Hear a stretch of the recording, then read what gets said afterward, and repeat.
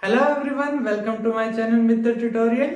Today we will study chapter number 10 Circles, exercise number 10.3, class 9th NCERT Mathematics. Now let's start the exercise now. Our first question is draw different pairs of circle. You have to draw different pairs of circle. How many points does each pair have in common? You have to tell that in different pair of circles, how many common points are there? What is the maximum number of common points? And you have to tell that maximum number of common points. So let's start we have to draw different pairs. Our first pair is this one. Is there any common point in both of these circles? No. Second pair, you can draw like this. How many common points are there? How many common points are there? One. Next pair, you can draw like this also. How many common points are there now? Two. Now there are two common points. Next one, you can draw like this also. Now how many common points are there? No, there is no common point. Is there any another way to draw any circle? No, so let's common points. Maximum number of common points are 2. Maximum point, common point कितने हो गए हमारे? 2. Done. Yes, our second question is, suppose you are given a circle. A circle is given to us. Give a construction to find its center. We have to find its center. Let's suppose a circle. This one is circle. Okay. We have to find its center. And write down steps of construction also. For this, first of all, we have to draw two chords.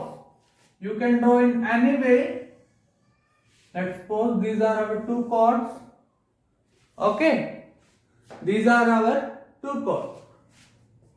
Take any two chords.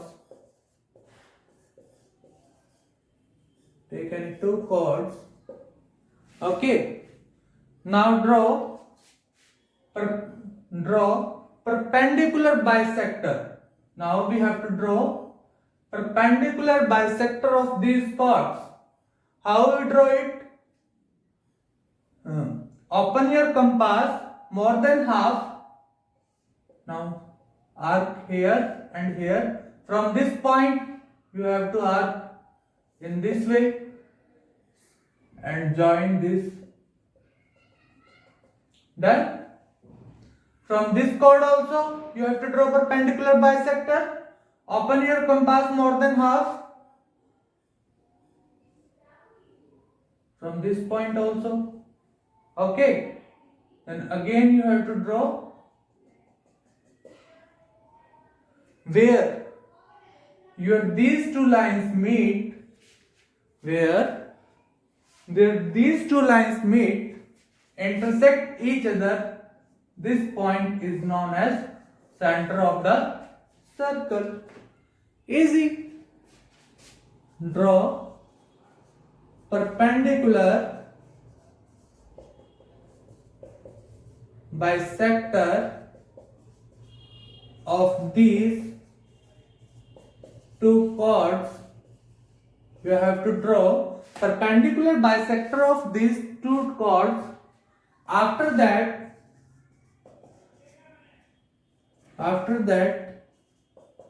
point of intersection.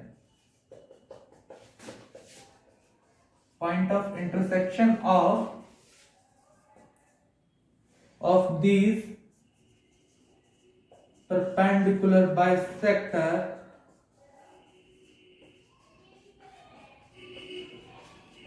is known as center. क्या कहा मैंने, जहां पर हमारे इन two chords के perpendicular bisector draw करने के बाद ये टू लाइंस हमारी इंटरसेक्ट होंगी, जहां पर हमारी कट होगी वही पॉइंट हमारा क्या होगा, सेंटर। ओके, जरूरी नहीं है आपको अपनी कॉर्ड इसी वे में लेनी है, आप इस वे में भी ले सकते हो।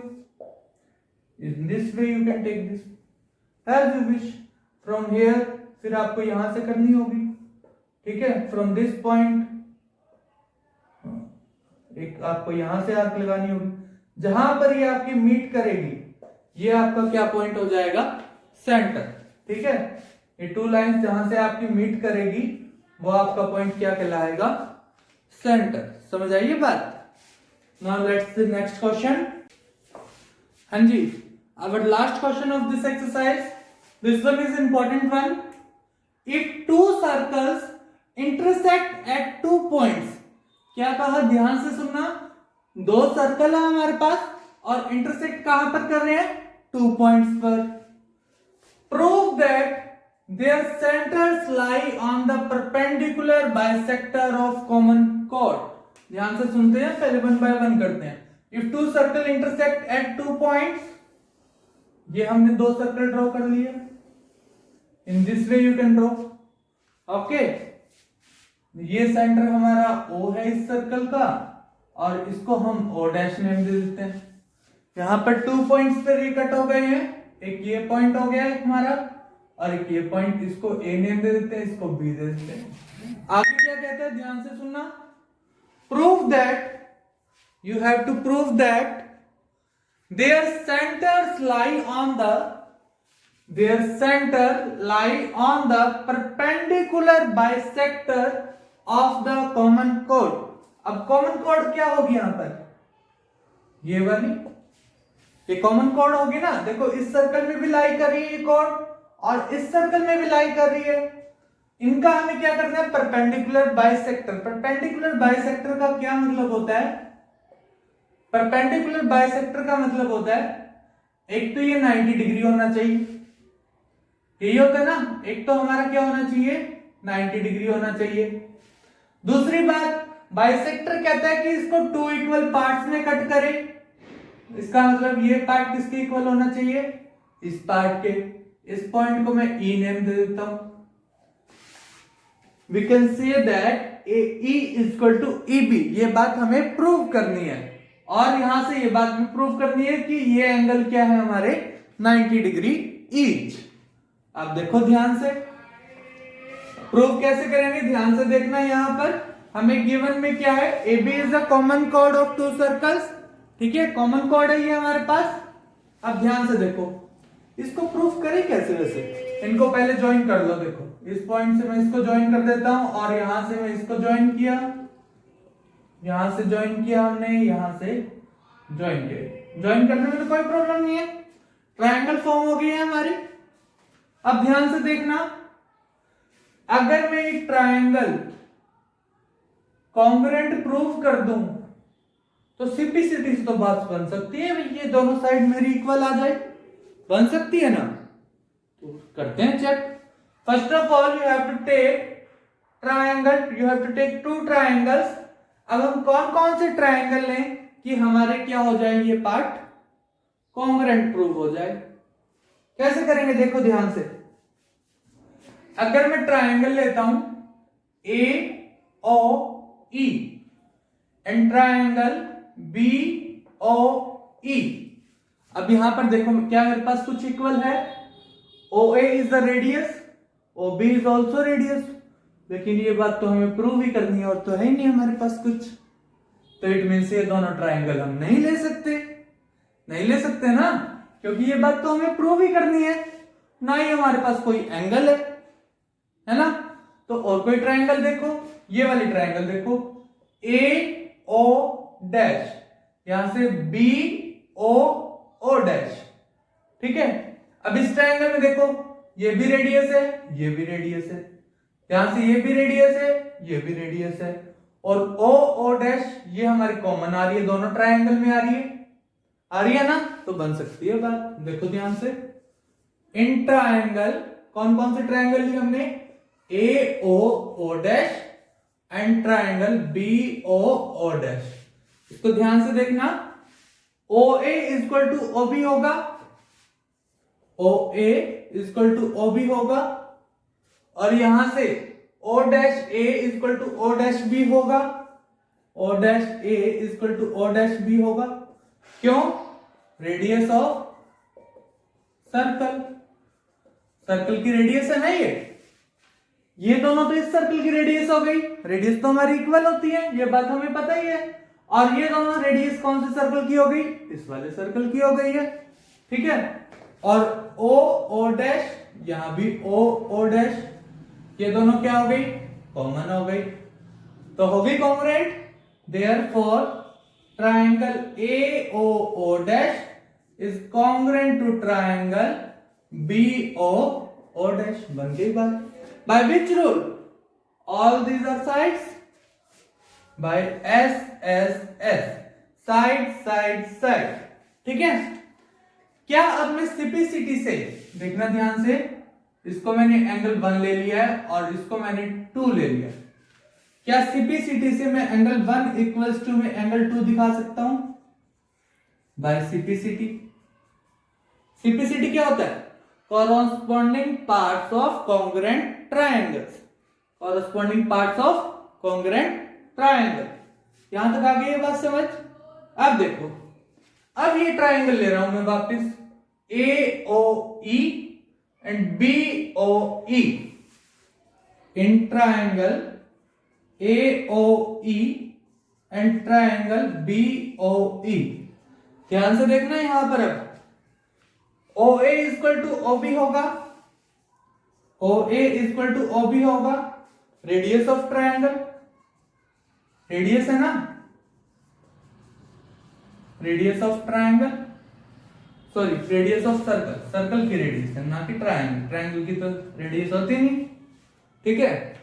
यहां देखो OE दोनों में कॉमन आ रहा है, OE equal to OE common आ रहा है,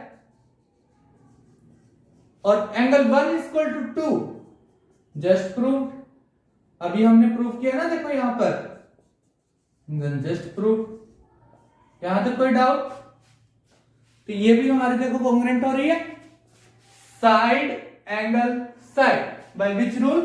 side angle side. Therefore triangle AOE congruent to triangle BOE, by which rule?